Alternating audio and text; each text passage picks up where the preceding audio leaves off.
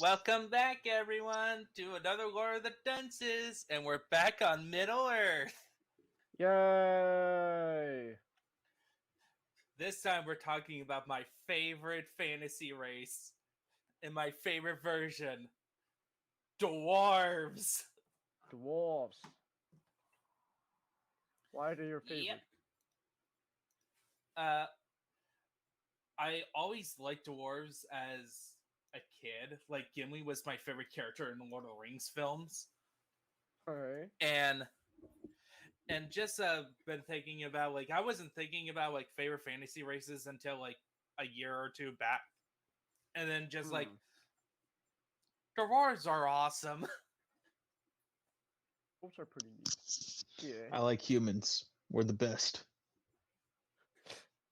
You are a fellow man enjoyer.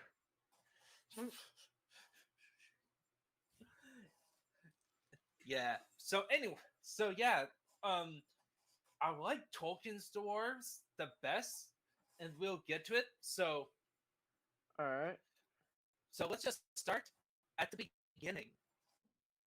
Woo! So, and by the way, this is gonna take a while because there's. So here's the thing about the Dwarves. While there is a lot of stuff about them, it happens in the Third Age. Okay. So, but there is an important part in the beginning. So, did I tell you about how the world began? A while back. It was a while back. One of our first Lord Dunces. Yeah. Okay. So you could do like a quick recap. yeah, a quick refresher. I think I mentioned it in the Sauron one. And maybe Baron Luthien. So the world was created through song, and part of the songs, Iluvatar, basically God, made it so that it has two children, two races, which will become the children of Iluvatar. One are elves, and the other men. Well, one of his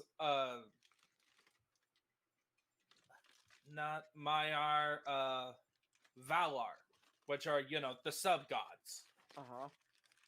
A guy named Aule.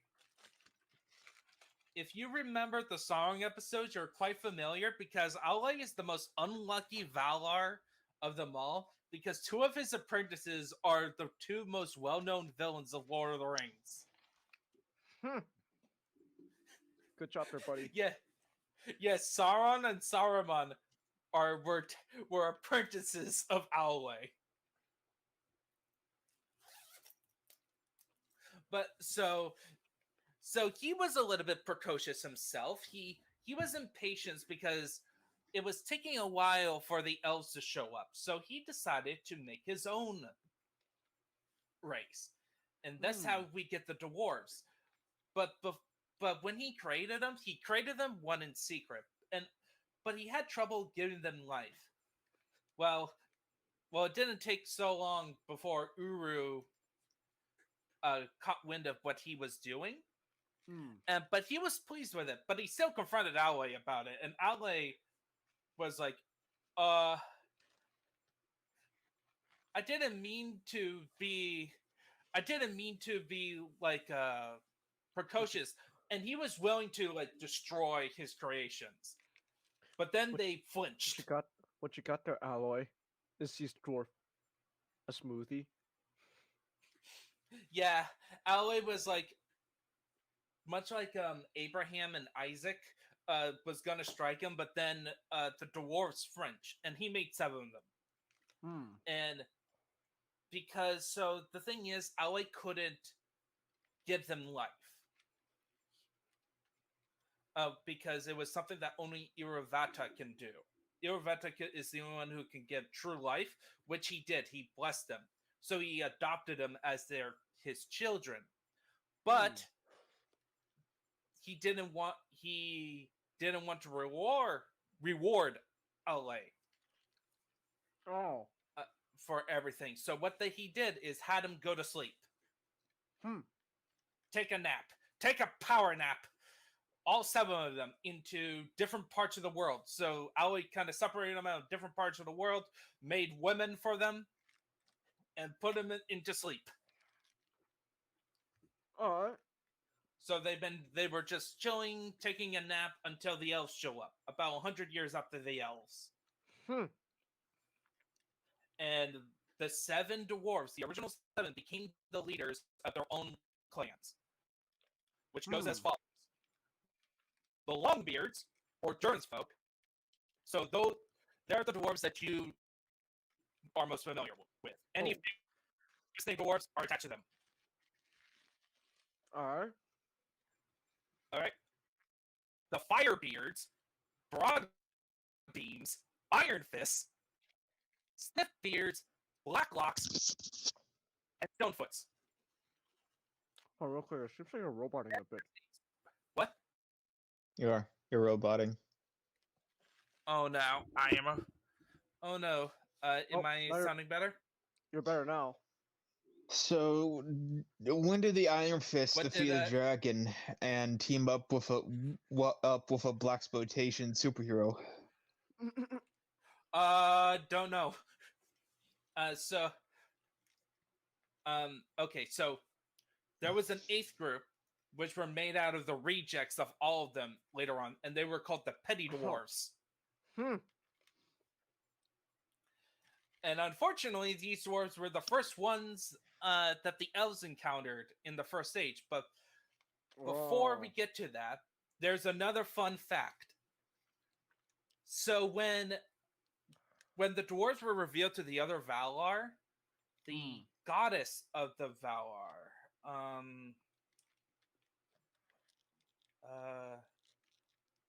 what's her name again?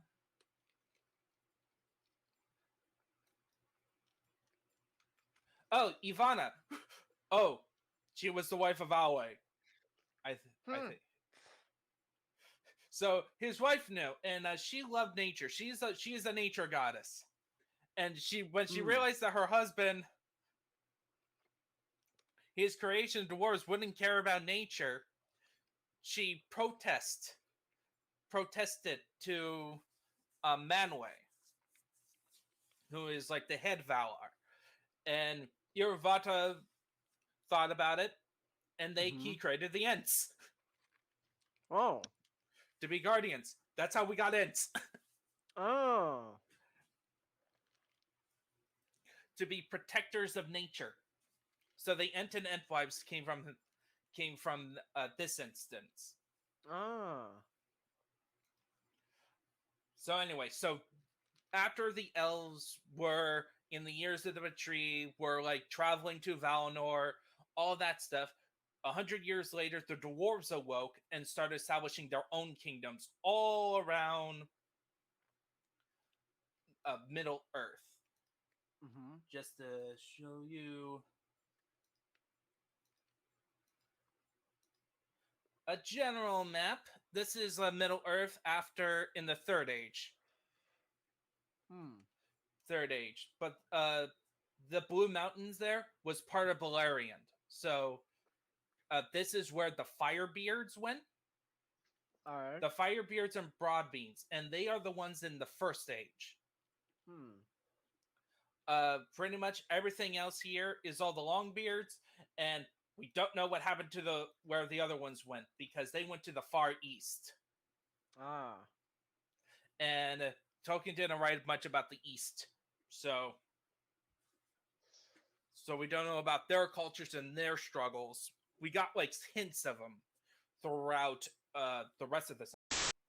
So we don't know what all the other dwarves are. Like a lot. The only dwarf tribes that we know are the Firebeards. I thought you said war crimes for a second there. Sorry. Oh, don't worry. We'll get to war criming soon. Oh, okay. So we got the Firebeard. So we know the dwarf clan we know most about is the Longbeards, aka Durance folk, because they are the ones that feature in The Hobbit and Lord of the Rings. And they featured a lot in the Third Age. And then the second group is the Firebeards and Broadbeams, but they were grouped together as just dwarves. And we can now go into the events of the First Age, what they were doing. So, when the elves, when they encountered the elves encountered the petty Cringe. dwarves, which were, yeah, they encountered the petty dwarves, which were the rejects that were just moving into the elven territories. And the elves thought they were animals. Ah! Yeah, so they started hunting them. Ooh. Whoa! Yeah, and when the Firebeards and Broadbeams showed up, and I had to had to explain to them, no, we're not food. Aw. They went, oops. Aw. Azrael, why is the short hairy thing talking to me, using words to me? I don't know, Eldrad. Let's just kill, skin it, and taxiderm it. It looked nice on my wall. Nice. And most likely, if I remember right, they were the Green Elves, so they were in Doriath. So I have a map here. All right. So Wait, what type of elves are the green elves? the Wood Elves, they're the ancestors to Legolas, and also you and Luthien's parents. So Doriath. So there's the kingdom of Doriath in the purple square line. All right. And then the dwarves lived in this blue circle in Belgos and Nogrod. Unfortunately, Tolkien did not specify which dwarf tribe set up which hold. But so after the initial exterminatus of an entire tribe of dwarves, the petty dwarves, the Firebeards and Broadbeams became good friends with both of the Elven kingdoms, and they set up for Doriath a little fortress, a cave, 1,000 caves, if I remember correctly. It was a very important thing, sign of friendship. So everything was going swell. Like you know what I find. Sorry, you know what I find funny? Like a funny comparison. Yeah. Yeah, Tolkien dwarves are like, okay, you fucked us over, we fucked you over. Let's we're not fighting more. That's cool. So let's throw this down and let's throw this down and have like a drink together. It cuts to Warhammer dwarves. Fuck you. Fuck your family line. Fuck anything. Well, you see, this is their first interaction. So right now, everything is nice and cozy. It was just a little misunderstanding, but we're buddies now, and we got a bigger threat. We got Morgoth. So there is a mention about them fighting Morgoth. I think the King of Belgoth, the Dwarven King of Belgoth, died in a battle called the Unnumbered Tears, but he died swinging, giving a grave wound to Glaurung, who is the first dragon, in his gut. Hey, is he an Iron Fist? No, Fuck. we don't know. These are Firebeards and Broadbeams. Firebeards and Broadbeams. We almost have one half of the combination. Next thing you know, we just needed to have this Dwarven King team up with a blaxploitation superhero. Yeah, we could. We wish. So, but I think it's tied to a later story. I think the wound is actually important in the story of the Children of Húrin, which is the best description of that story when we get to it, Changus, is Tolkien's Greek tragedy. Oh. Alright. Every Greek tragedy that you know of is in that story, and it's very depressing. Oh, fun. I love depressing. And speaking of which, we have to get to the aftermath. So Hurin, after that horrible tragedy involving the death Huh? of his 2 children and his grandchild, during the adventures a dwarf hold was recovered. He got some money, and he gave a special necklace, like the Nagramir, which is a very special necklace that is tied to Finrod Felagorn. But in short, he gave it to Thingol, the king of Doriath. Huh. And at this point, Baron Luthien happened. Oh. So he also had a Silmaril. Oh, fun. So you know what his bright idea was? Hmm. He commissioned the dwarves in Nogrod to make it into a necklace. Oh. So, you know about how Silmarils tend to bring out the worst in people? Huh? What? Oh, what was that? Magic, you're making a little bit of a noise. Alright, so you know how the Silmarils bring out the worst in people? Yeah. Well, this is the dwarves' turn to war crime because I was about to say, is this like is this the beginning of the dwarfs' greed? Yes, and the actual start of the rivalry between dwarves and elves, because what happened is the dwarves wanted the necklace, keep the necklace after they made it from like 2 beautiful things. So they murked the king, they murked Thingol, and then when the elves came back and killed a couple of them to, avenge their king and to take back the property that, they got paid for, 2 of the dwarves went to the kingdom of Nogrod and basically lied about it. Oh. They said that, it was a fair deal. Thingol was pulling it and tried to kill us. We did it in self-defense. And thus began a war that weakened both kingdoms. That Baron 1 killed the king of Nogrod and got the Silmaril back. But it left the kingdom Doriath in such a state that a couple of failures showed up with an elf army named the Sons of Feanor after Baron Luthien died. The third kinslaying. No, the second kingslaying. Alright. So yeah, this is the cause of the rivalry. At that point, that is like the end of the dwarves' involvement in the first stage. They did participate in the War of Wrath, but essentially what happened is that we don't know exactly what happened, but both holds end up being destroyed. And the Firebeards and Broadbeams were so weakened that they merged with Durin's folk. Alright. So now we are with our good buddies Durin's folk. So, why are they called Durin's folk?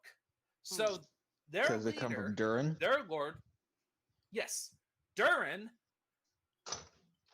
the First, or Durin the Deathless, was the longest living dwarf, because dwarves live longer than humans, but they're not more immortals as elves. Alright. And Durin the First founded Khazad-dûm, aka Moria. Oh. And yep, he died at the first age, but also Durin has this little thing. He reincarnates. Oh. Like the dwarves believe that Durin will reincarnate 7 times before the end of the world, essentially. And so Durin the Second was It's like you got me. You got me thinking back to it's Boris the bullet dodger. What does he do? He dodges bullets. It's bullets. Durin the deathless. What does he do?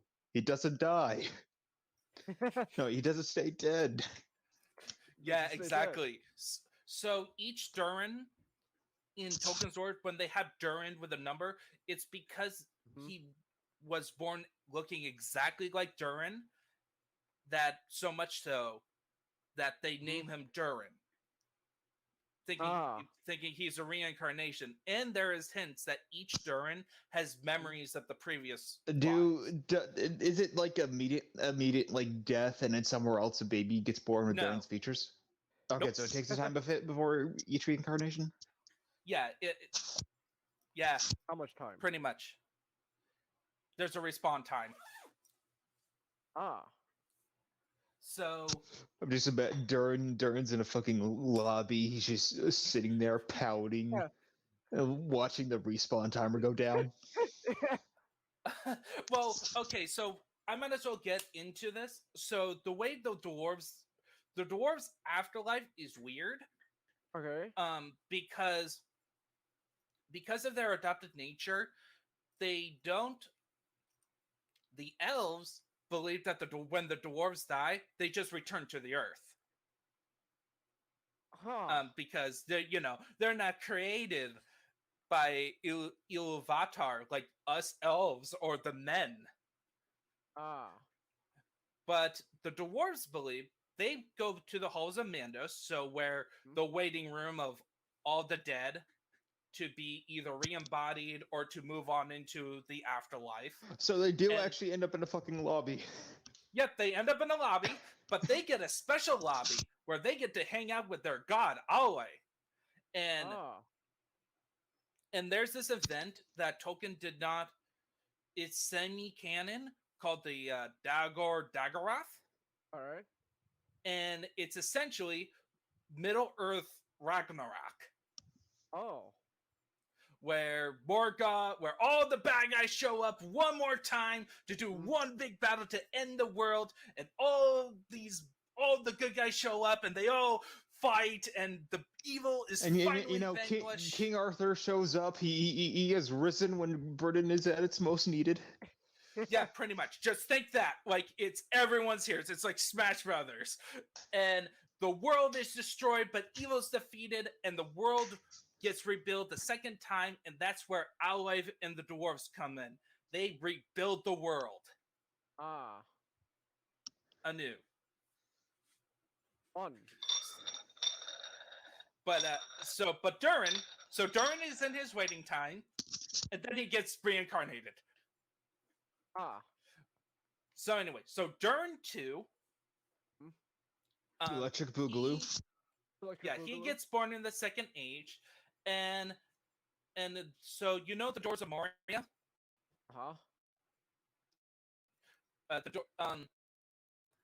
We don't know if it was Durin 2 or Durin 3 when they were built with by the dwarven smith Narvi, and at this point, the elves established the kingdom of Eregion. Headed by a certain Celebrimbor. So you know what's going to happen to that kingdom very soon. But it was Durin the Third that gets a visitor by a guy named Anatar. Anatar, the Lord of Gifts. Hey, me and Celebrimbor, we made these awesome rings. Here, have one, Durin. Hey guys, you want these cool rings we found? They're really neat. You should try them out. So man. you Come on, got it's worth it, man. You gotta try these rings. It's all the rage. The men got fucking 9 of them. They're all in this shit. Come on, guys. Get with the times. Yep, so they did. And Sauron's plan was to, enslave them. But you see, Aule made them super stubborn and hardy, so they can't be corrupted that easily. Instead, Ah. they just became greedier, Oh, okay. which will cause all of their troubles very Huh? soon. So, We got money, money, money, money, So- money, money, money, money. Money, money, money, money, money, Yep. money, money, money. so their role in terms of the Second Age, because we're still dealing with elves and men at this point, they're still a third wheel. They actually helped Galadriel and Celebrian escape the destruction of Region All right. when Sauron was fighting the elves, and they also took place in the War of the Last Alliance. But here's an interesting fact: Hmm. there were dwarves on both sides of the conflict. Yo, we got Oh. chaos dwarves. Is that actually Yeah. the thing? So Yeah. also, Yeah, wait. Okay. It's little tangent. In Alright. Warhammer Fantasy, Changus, there's a organization called Chaos Dwarves. Think of Okay. them like dwarves, but sort of got this Byzantine, Persian sort of like Persian sort of aesthetic. Ooh. And I know they just got released for Warhammer 3. and Total also War. they got abandoned by their god, and so they're angry. They like bulls and fire a whole lot. Yeah. Oh. All right. So, but so also interesting fact: early manuscripts originally had the dwarves be a creation of evil, Oh. but then he changed the origins Ah. to be what we now know, and also we don't know much about the dwarves in the east, and Hmm. so as opposed to most creation, the dwarves that served evil chose to be evil. Oh. All right. So very interesting lore step that there's so much potential Hmm. if anyone does proper adaptations and not So, screwing it up on in one hand, multiple ways. they chose to be evil, so they're probably less evil than the pure black-hearted, like orcs. On the other Right. hand, they're major fucking assholes for joining up with them. Yep, pretty Ah. much.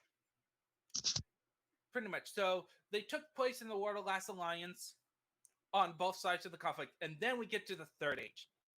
And at first, everything was going well until 1980, Oh. What happened in 1980? because that's when they dug too deep. I don't know what happened in 1980. Ronald Reagan became president in 1980. Oh. Yeah. But in this one, they dug too deep, and thus unleashed the Balrog, which killed Oh. Okay. Durin the Sixth. Durin the Just Sixth admit- died by a Balrog. Okay. I'm not being political, but now you got me imagining just a giant Balrog with Ronald Reagan's head, like shittily AI imposed on it, Oh, and God, he's just saying out Ronald Reagan quotes as he kills dwarves in like a really badly deep faked way. Uh, Oh, and amazing. this is why the Balrog is called Durin's Bane. Oh. So it's not just called the Balrog of Morgoth, even though there was multiple Balrogs, but it was also called Durin's Bane because it killed Durin the Sixth. Meanwhile, so Durin's folk is now out of the kingdom, so they decided, hey, let's go to Erebor for 5 minutes. Ah. 5 minutes. Yeah, they decided, ooh, those great mountains looks awesome. Hmm. So just to show you the map again.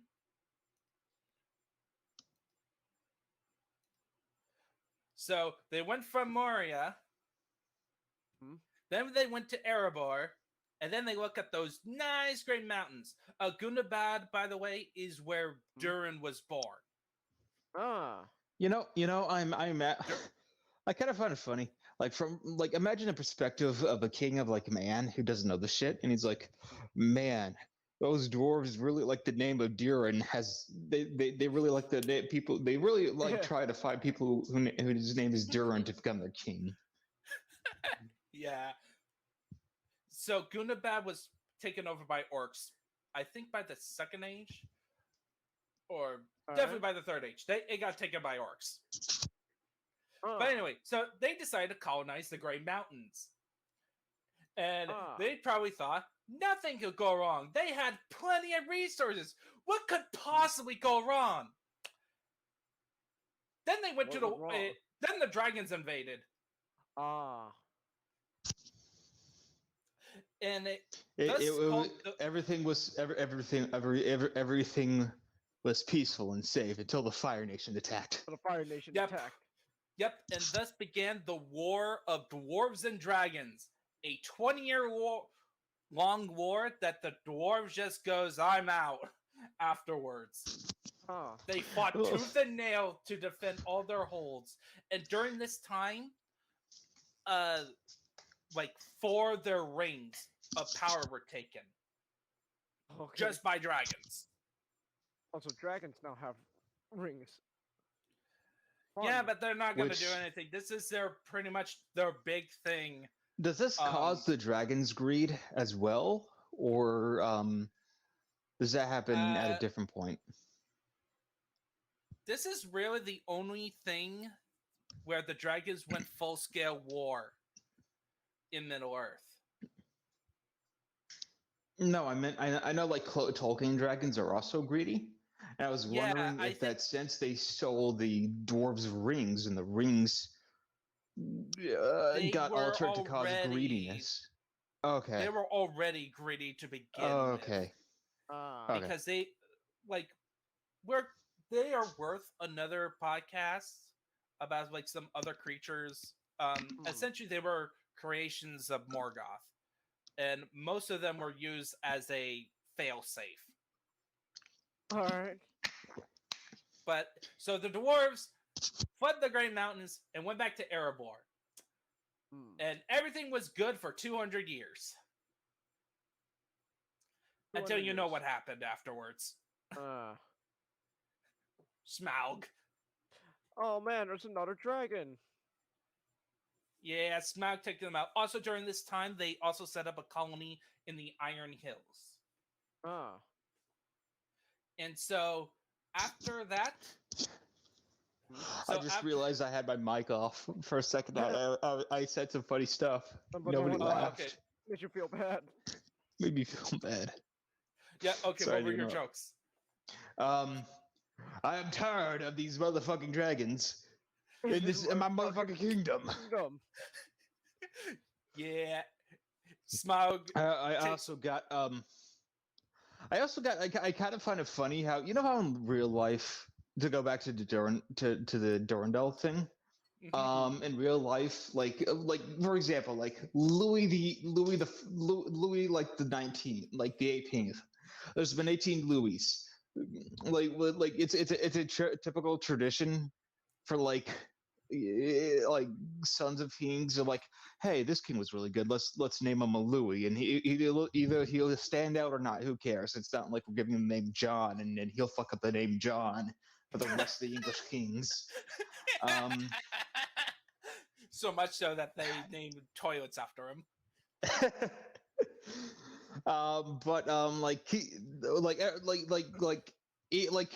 England is just a history of, like, to quote George R. R. Martin, of mostly just Edward and Henry and a little bit of Richard.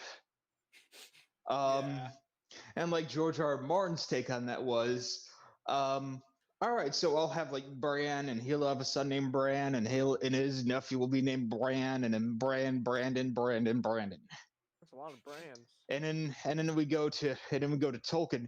No, this is literally the same guy named Durandal being reincarnated every 20 years or something. He's just called Durin. Okay, Durin. Yeah, no, Durandal is more of an Elvish name. Okay, Durin. Sorry. Is it the same? Is the etymology from the same place? No. So okay. Now So it's we'll just a just coincidence. talk about dwarven language. Okay. So All right. dwarves are very special. They actually have their own language called Khuzdul, and All it's right. so secret that they don't share it to outsiders at all. Oh. And it's so secret, Tolkien actually rarely writes about it. They do have a writing system, and it's like basically the basis of any dwarven script is basically based on the Tolkien writing system, which is mostly based on Norse runes Oh. a bit. But in terms of Khuzdul language, compared to the Elven languages, where you can have whole dictionaries of them and like different variations of that language, we have next to nothing on Khuzdul. Oh. Because they don't share it to outsiders. And so also you'll probably notice a little theme here where they are constantly losing their homelands, and they are an adopted people, and now they have a secret language. Fuck this shit, I'm going home. So part of the inspiration for the dwarven culture is Judaism. I got him. Or when you pointed out, I was like, "Oh, they're Jewish." Yeah, they are. Like Tolkien is really inspired by him. And oh shit, they're also greedy. They have the same stereo. Tolkien, no! You can't just say that about the dwarves. Well, not that. Well, he mixed it with Norse versions of dwarves, and Norse version of dwarves were also greedy. So Tolkien really double just dipping like, with those bad parts of culture. Right. Not bad, but lesser look down on parts of culture. Right, but it's mostly positive. It's not super explicit, like, because like these are still good guys. But they're still flawed. Much like how the elves, like, he made Numenorians basically England. Oh fuck! So all their neighbors hate them because the Minorians invade them all the time. Yeah, they had a do you remember the Numenor episode? They colonized. They literally had colonies. Oh yeah,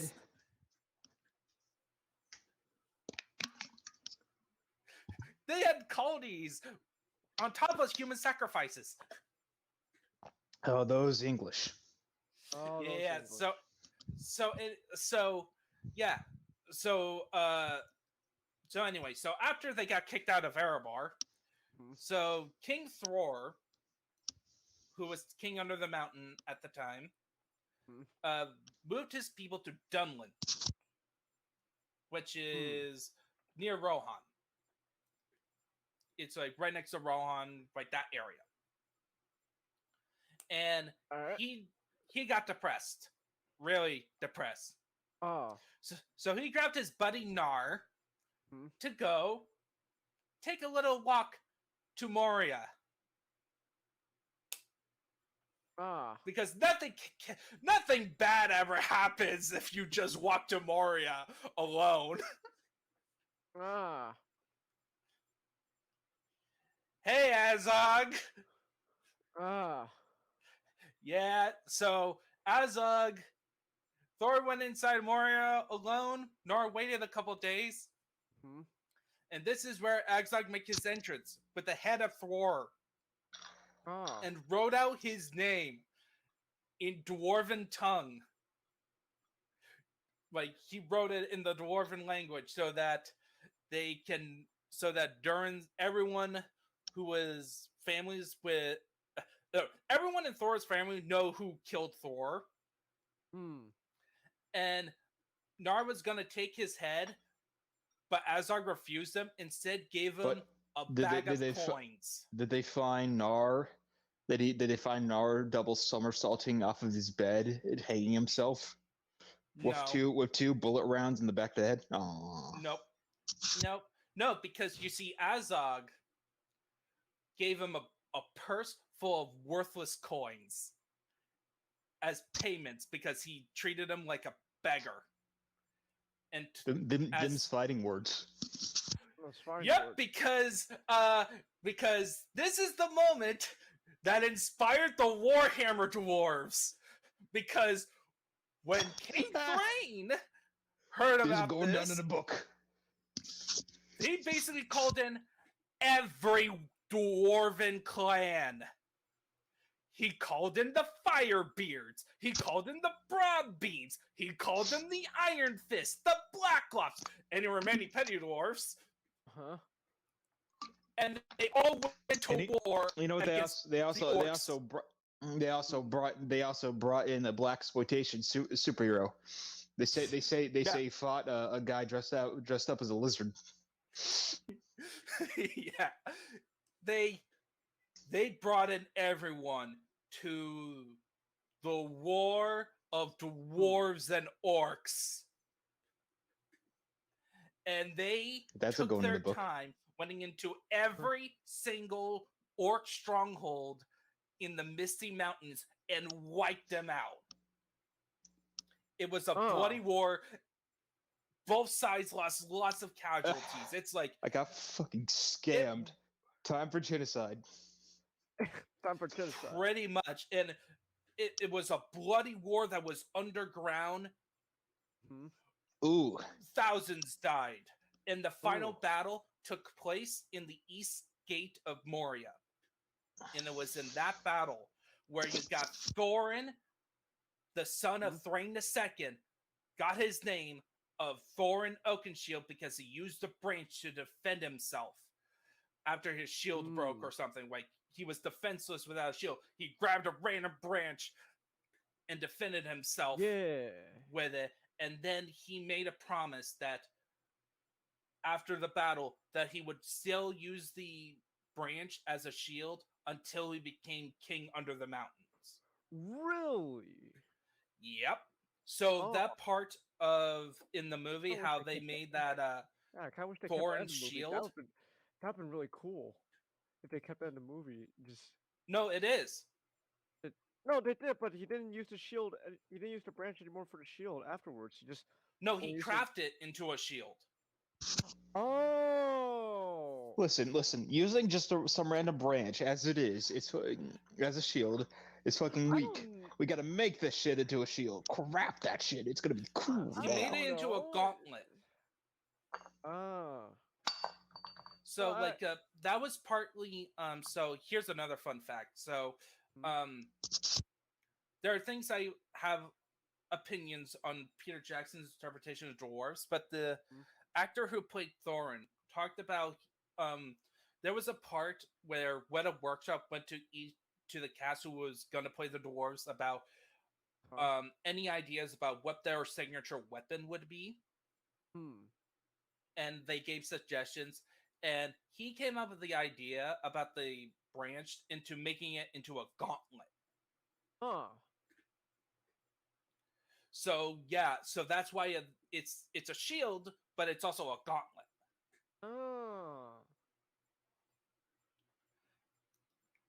Yeah, but also in this battle, Azog actually died in this battle, thus ending the war. And the person who killed him is this little dwarf who is very young named Dane. And he killed him while stepping on him, holding him in place, thus getting the name Dane Ironfoot. Ironfoot. Ooh. He was the one who, in the third Hobbit movie, who rode in on the pig.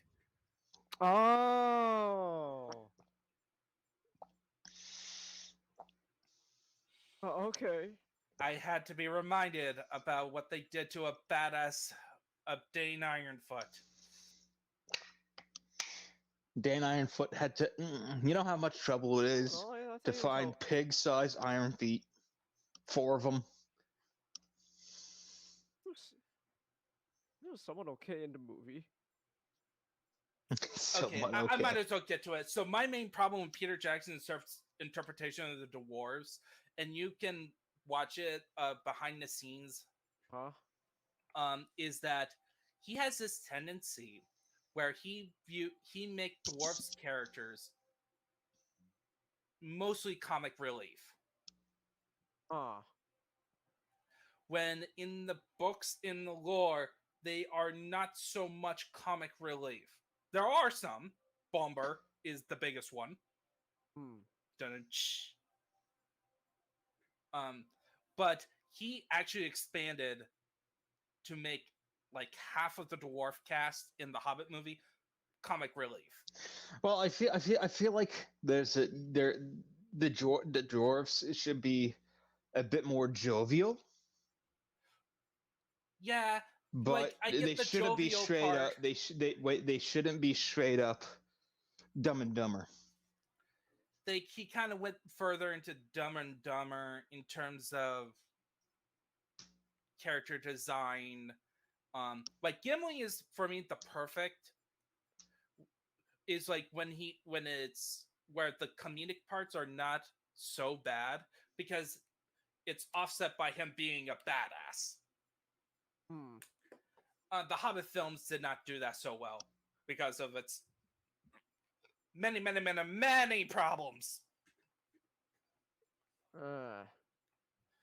But anyway, so we get back to Dane Ironfoot kills him, kills Agzog, and on its head they stuff his head on a spike, open his mouth, and stuffed it with a bag full of coins. So they paid back. That's some mafia shit right there. Yeah. Yeah. Well, Azog did give Nar a bag full of coins to deliver the message that Agzog killed Thor. So, okay, lesson learned: don't scam dwarves. You might get a genocide on your hands. Yeah. This is basically the inspiration for, again, as I mentioned, the Warhammer Going down dwarves. in the book. Yeah, this is them putting something right. But of course, you lied to us and gave us false coins. Time to kill all of your fucking people for every one of those coins, plus tenfold. Oh yeah. Yeah, unfortunately, because of the war, a ton of dwarves died. And on all the claims, so they couldn't reclaim Moria. And Dane, even though he was younger than King Thrain II, he said, no, we can't go in there because Dane saw Durin's Bane. And knew that, no, we couldn't take him all out. Is Durin's Bane the one from the Lord of the Rings? Yes. Yep. Real that's cool. the Balrog. Yeah. Yep, that's the one.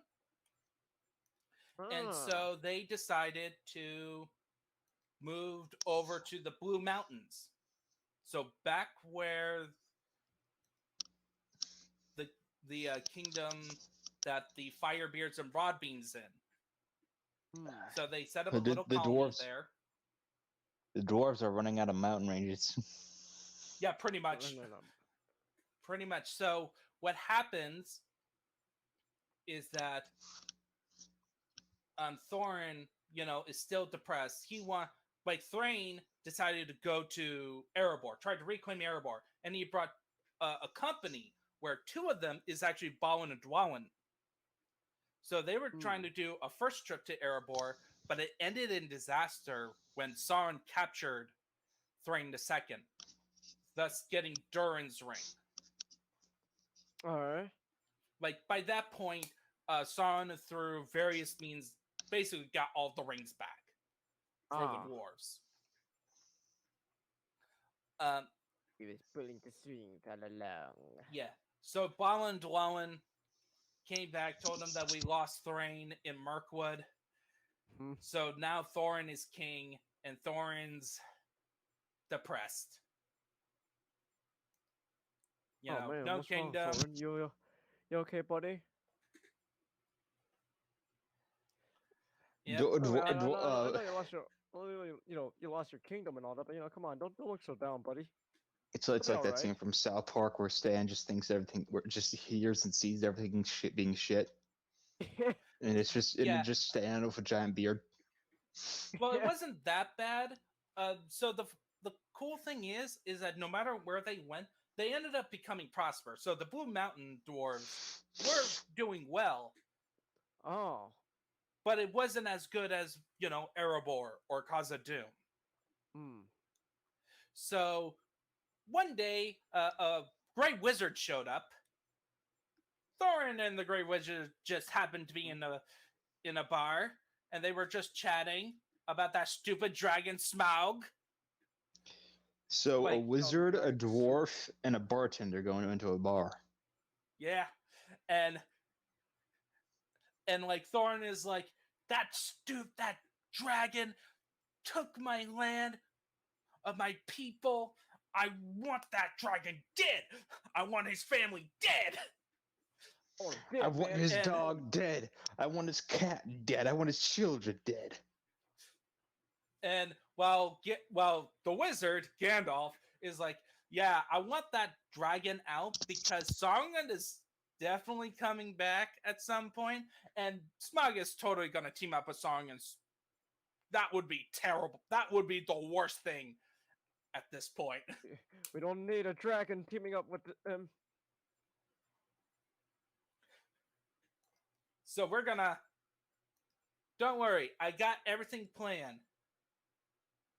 We're gonna set up a little field trip with you, 12 other dudes, and a hobbit to steal treasure and take out Smaug. A hobbit. And this Gandalf, what's a hobbit? begins the events of the Hobbit, which I don't think I need to go over in detail what Nah. happened there. They went over, fucked a few people, killed a dwarf. No, we killed a dragon, saved the city. There are some Thorin orcs, dies. a bunch of elves god also wanted to kill the dwarves, so there was a big battle that lasted for maybe a chapter or two that ended up becoming an entire movie for some reason. Really? Yeah, so Yeah, like the the Hobbit trilogy. is just like- So the Hobbit trilogy took a 12-chapter book and split into 3 movies, but the first movie took about 6 chapters of the book.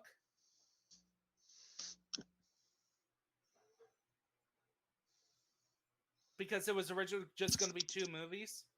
They Ninjato, you don't know how much you've hurt me with just that one sentence. Yeah, and The Hobbit is my favorite fantasy book. You know how much why I hate that trilogy?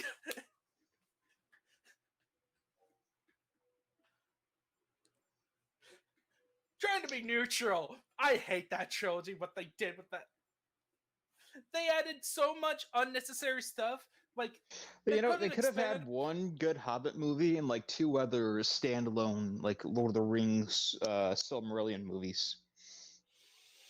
But you see, that's them being smart. No. Okay. Anyway, so we know what happened in The Hobbit. Dane Ironfoot became king under the mountain. Thorin's dead. And also feeling Killy because they were Thorin's heirs. They died defending Thorin. Yeah, that's about it. That's top of my Gandalf, head. please Oh yeah, remind me not to take on a interesting journey fact. with these hobbits again. Actually, No problem. there is one interesting fact. You know Blog? Ah. So Blog in the movie trilogy was Legolas's nemesis. Mhm. And in the book, he was the main orc dude. He was the son of Azog. Oh. We'll get to how orcs reproduce in their own episodes. Oh gosh. I'll give you the hint. Goblin Slayer. Ooh. Hey, that ain't Orcs, goblins from orcs from Lord of the Rings, goblins from Goblin Slayer, the Fades from Wheel of Time, Predator Handshake, says Predator handshake above the Predator handshake meme. Yeah, well, that's just one version, especially when you get into the.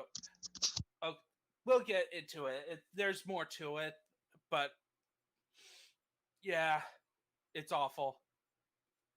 Ooh. But anyway, so Dane Ironfoot is now king under the mountain.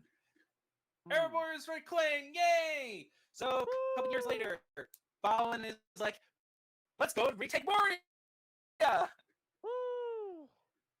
And it was all successful for 5 years. And then you know what happened to that.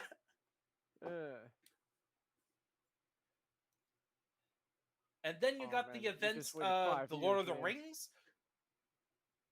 Yep. So the events of Lord of the Rings, the War of the Rings, of course, in that, what happens in that one, in the books. So, one day, a messenger from Mordor showed up, asking about the whereabouts of Bilbo Baggins to the dwarves.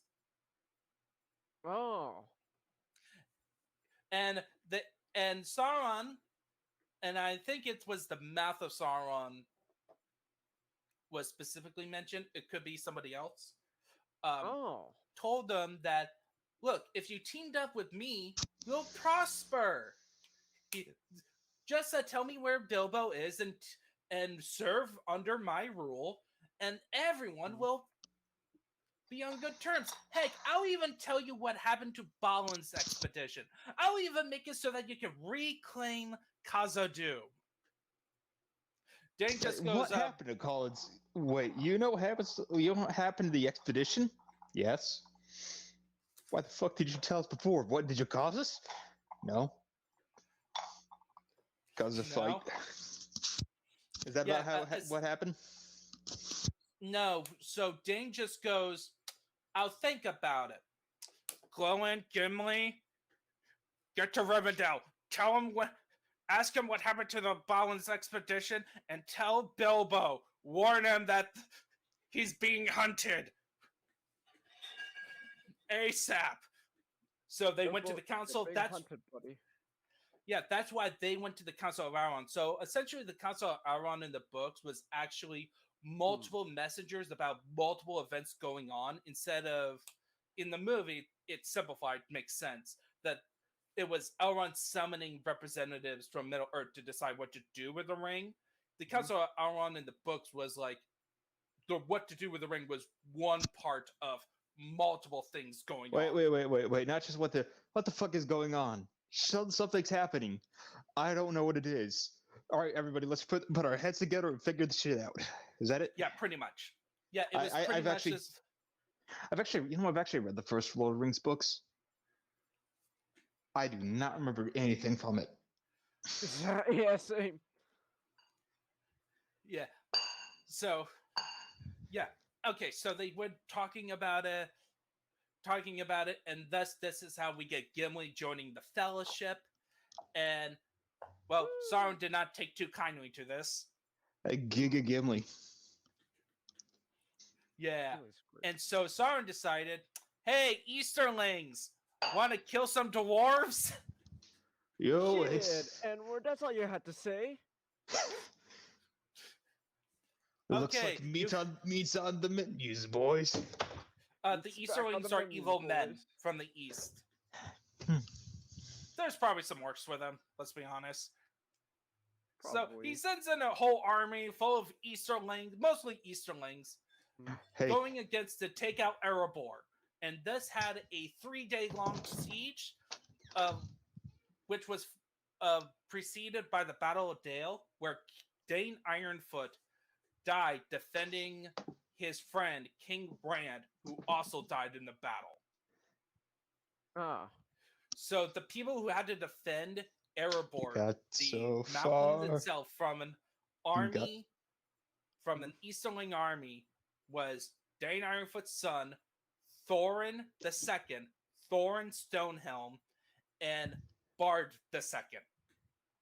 And Dane Ironfoot was like, I got so far and done so much, and in the end, it didn't even matter.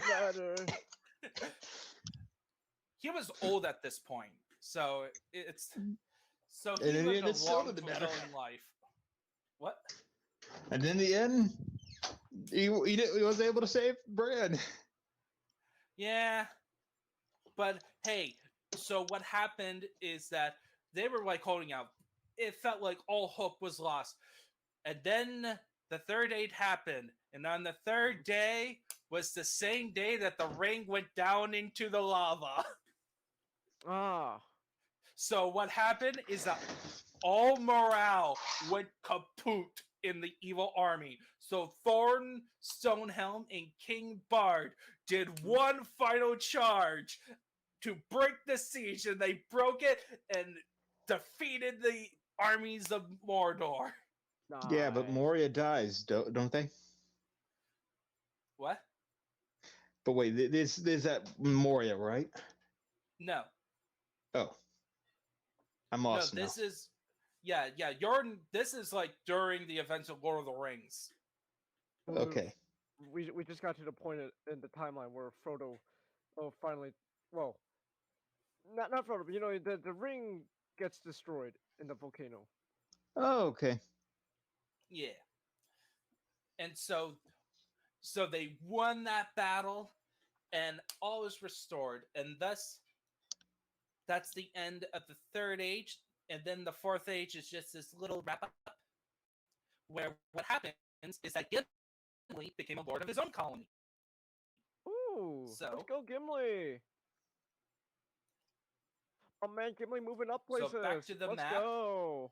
So if you look at that map throughout the video, if people were watching, you will notice this place called Aglaron. All And right. if you look closely, if you were astute, it's tied to a certain location that you've seen in the movies. Helm's Deep. Ah. So in Oh.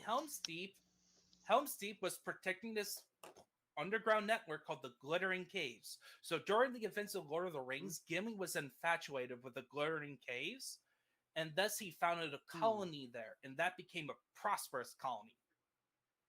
Ah. And then, and because of Gimli's friendship with Legolas, elves and dwarves' relationship tightened together once more. Let's go So now they're- Gimli. Yeah, we're gonna But do a whole. you got episode one on more Gimli? kill than like. Sorry. We're gonna have a whole episode dedicated to Gimli. Gimli is like the Chad. Like Gimli is a my Chad. favorite. It's the a movie. Team Fortress intro, and it's like Gimli as the Chad. Chad.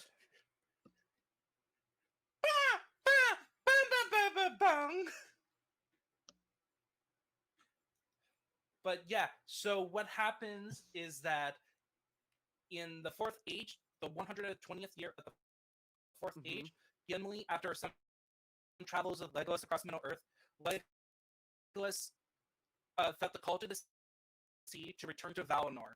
So he made a boat, and Gimli joined him, thus becoming the only dwarf to set foot in Valinor and lived out the rest of his days there. Let's go Gimli. Yes, that's how much of a Chad Gimli is. It kind of going a little bit robot on my end. I'm sorry, but so before we end with the final event, there is some more miscellaneous stuff I want to cover first. Oh, you're in terms of their again. culture. Oh no, Frobot. That's what I just said. It was fine for a bit, but then you start roboting again. Am I better now? You're better now. Yes. Yeah. All right. Is there any dwarf that's like on the level of Gimli? Dane Ironfoot. Dane Ironfoot, I would put next to Gimli. Right. It feels like son of a bitch. All right. Drop my phone. Oh. I feel like the word Dane is like that just feels like the word Dan. So I'm just imagining just like a mega giga king named Dan. It's like it is the king of the dwarfs, King of the Dwarves. Bob. Yeah, but the only thing that not would prevent Dane Ironfoot becoming as much of a Chad as Gimli is due to the fact that he is mostly a side character, and most of his tales are not like fully written out like a novel compared to Gimli. Like Thorin is like a third, is a close third, but he has his own problems. Or like being dead. Well, also his actions becoming greedy at the end. But anyway, in terms of dwarven culture, here are some other things. So, there are dwarf women, as I mentioned before. Did I mention? You didn't mention. Okay. Okay. I guess I might as well ask this. You've already answered this before, but I might as well ask again just because we're talking about dwarves now. Do woman dwarves actually have beards? It's like the most big, vaguest hot top- description. The description is that they look similar to other dwarves, that they get confused. All right. I imagine the dwarf women So- don't actually have beards, but they just have such long hair that they go and put it around their face like beards. Yeah, it could be that, or it could be. I know Peter Jackson did something like that, where it's like a half beard thing, like a sideburns. I know some fantasies do that. You could do like different clothing, but the joke is that they have full on beards. All right. But the thing is that they rarely get out of the mountains because they only comprise of 1/3 of the total population. Oh. So it's so they are kind of treated implicitly like a treasure. So that's not much explored. Okay, Lord of the Rings? there's a bit of a question, but polygamy? Definitely not. Okay, good. Okay. They seem to be a very conservative. They're very Good. Oof. conservative society. Polygamy never works out in the end. It never works out. Never. Yeah, it doesn't seem like Tolkien does a lot of I don't remember any cases of actual polygamy. Characters separate or die and get remarried, but not like harems. I mean, well, I mean, first of all, like, isn't Lord of the Rings heavily influenced by Tolkien's faith? So, yeah. Like maybe like the Easterlings, like they would have harems. Right, yeah, like Easterlings are Horadrim, but the thing is, they are not explored. Yeah, like almost all lore in terms of Middle Earth is on the north and west of Arda, but there are huge portions of the world that could be explored in like a compelling TV show or a series of movies. Hint, hint. You know, it'd be cool. Like we get like the story of the 10,000, but set in the East. A Tolkienized version of that explore the East. Yeah. That could be that would be a good TV show. Yeah. Get the warriors.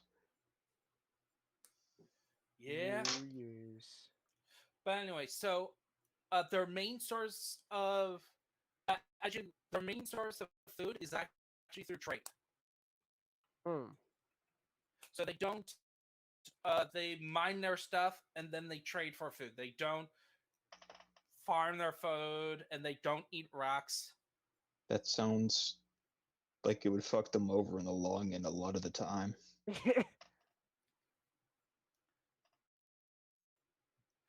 Does Well, it? I think that's why they have trouble in the Third Age. Man, I wonder what happened to why we don't see any dwarves around. Well, they did say that the food supply came solely from trade. Ooh, that explains a lot.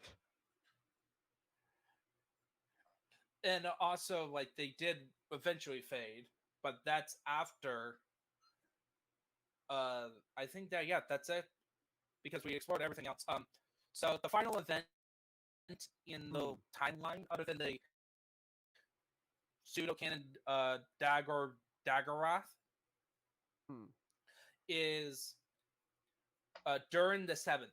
He was born in the 4th Age, and he was the one who reclaimed Moria and renamed it back to Khazad-dûm. Ah, Like, oh shit, here I go again. here we go again. Yeah, but this time they retained that realm until the times of the Dwarves ended. And Tolkien was very vague about it. Huh. So yeah, that's it. That's dwarves. Woo! So what do you think of it?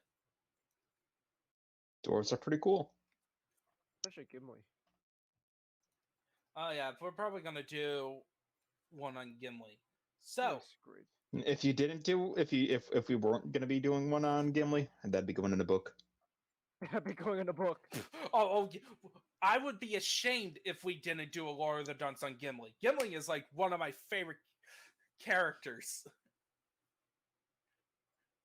Like, okay, so I'll give you the choice, guys.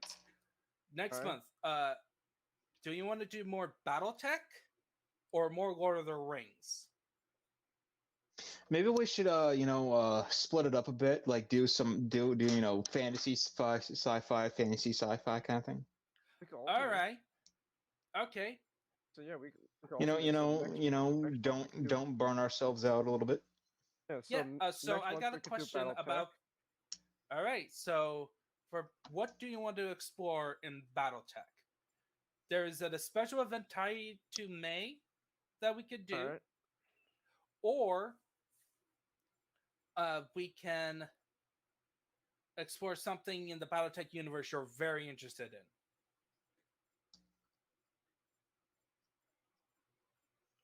Like machine development, like what, like we're gonna talk about the Mackie, okay? Macking, like what was the process of designing these machines over time? Okay. We could. Yeah, let's do that. We can do. Yeah, we could just talk about the Mackie, and then Mackie is his jumping off point, and then we'll talk about BattleTech mech development. Ooh. Atlas just best, do one all about mechs. Atlas's best mech. Don't at me. Atlas's best mech. All right. Yep. So. Nice. Yeah. All so right. Get ready for next Lord of the Dunces. We do on some mechs.